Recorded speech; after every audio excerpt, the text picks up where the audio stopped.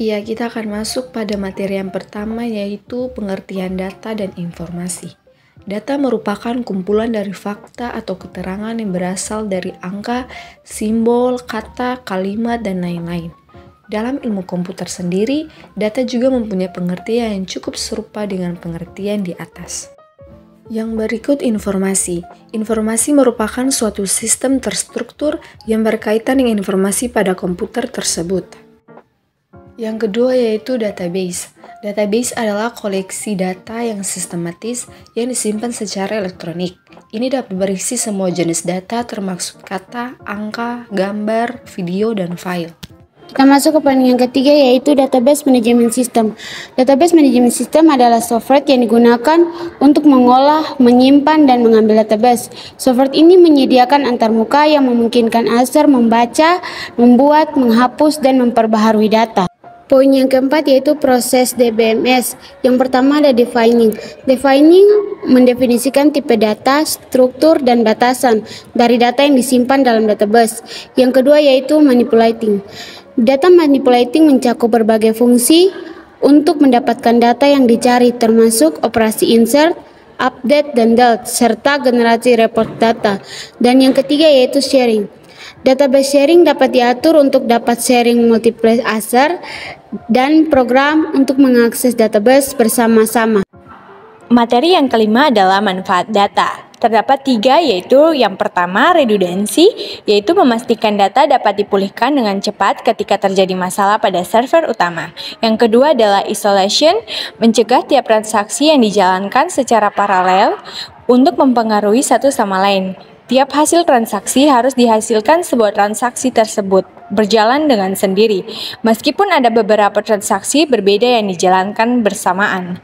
Yang ketiga adalah inconsistency, yaitu dapat diatasi dengan suatu mekanisme yang mengatur jalannya transaksi pengaksesan data yang sama tersebut, yang dikenal dengan istilah concurrency control. Iya, kita masuk ke nomor yang keenam yaitu tantangan dari costly, complexity, recurrency, dan security. Yang pertama, costly, mengembangkan dan menerapkan teknologi baru bisa jadi mahal, terutama bagi usaha kecil atau organisasi dengan sumber daya terbatas. Hal ini dapat menjadi penghalang bagi inovasi dan kemajuan. Yang kedua, complexity. Sistem komputer dari perangkat lunak bisa jadi rumit dan sulit dipahami, terutama bagi pengguna non-teknis. Hal ini dapat menyebabkan kesalahan, kerentanan keamanan, dan masalah lainnya. Yang ketiga, rekonversi. Jika terjadi kegagalan sistem atau pelanggar data, memulihkan data yang hilang dan memulihkan sistem dapat menjadi proses yang memakan waktu dan mahal. Hal ini menyoroti pentingnya memiliki rencana pencadangan dan pemulihan yang efektif. Yang keempat, security. Dengan meningkatnya jumlah data sensitif yang disimpan dan dikirimkan secara elektronik, keamanan menjadi perhatian utama. Serangan dunia maya dan pelanggaran data dapat menimbulkan konsekuensi serius, termasuk kerugian finansial, kerusakan reputasi, dan tanggung jawab hukum. Penting untuk menerapkan langkah-langkah keamanan yang kuat dan selalu mengetahui perkembangan ancaman dan keterentaman terbaru. Kita masuk ke nomor yang ketujuh, yaitu apa itu big data. Big data adalah sekumpulan data yang memiliki volume atau ukuran yang sangat besar, yang terdiri dari data yang terstruktur atau structured, semi-terstruktur atau semi-structured, dan tidak terstruktur atau unstructured, yang dapat berkembang seiring waktu berjalan. Iya, kita masuk ke nomor yang ke-8 yaitu karakteristik big data. Yang pertama terdapat volume. Volume data adalah ukuran awal dan jumlah data yang dikumpulkan. Semakin besar volume data yang dikumpulkan, semakin besar kemungkinan data tersebut dianggap sebagai big data. Konsep big data relatif dan terus berkembang seiring dengan kemajuan teknologi dan daya komputasi yang tersedia di pasar. Yang kedua, velocity. Kecepatan merujuk pada seberapa cepat data dihasilkan dan bergerak. Kecepatan data menjadi aspek penting bagi perusahaan yang membutuhkan data mereka mengalir dengan cepat sehingga tersedia pada waktu yang tepat untuk membuat keputusan bisnis terbaik. Yang ketiga, variety.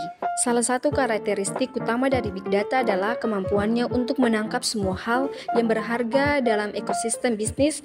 Selain data terstruktur yang bisa digunakan dalam bisnis, terdapat pula kumpulan data tidak terstruktur seperti gambar, video, suara, file, datar, badan email, file log, dan lain sebagainya. Meskipun data ini tidak langsung memiliki nilai, alat canggih dapat digunakan untuk mengelolanya dan memperoleh wawasan yang berharga dalam membangun sistem yang lebih cerdas. Kita masuk ke materi yang ke-9, yaitu apa itu Knowledge Management System.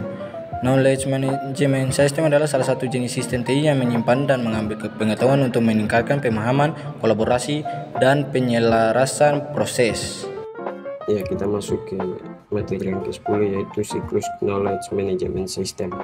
Knowledge Management Cycle adalah suatu siklus manajemen pengetahuan yang menggambarkan cara organisasi atau perusahaan untuk mengidentifikasi, menciptakan, menjelaskan, dan mendistribusikan pengetahuan untuk diketahui, digunakan kembali, dan dipelajari dalam organisasi tersebut.